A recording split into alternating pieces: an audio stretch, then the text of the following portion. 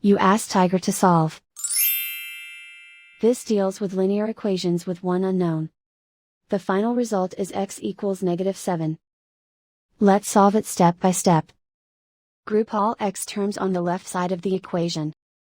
Subtract 3x from both sides. Group like terms. Simplify the arithmetic. Group like terms.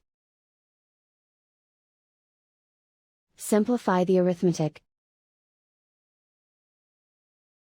Group all constants on the right side of the equation. Subtract 6 from both sides. Simplify the arithmetic.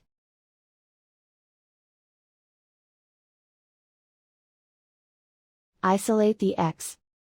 Divide both sides by 2. Simplify the fraction.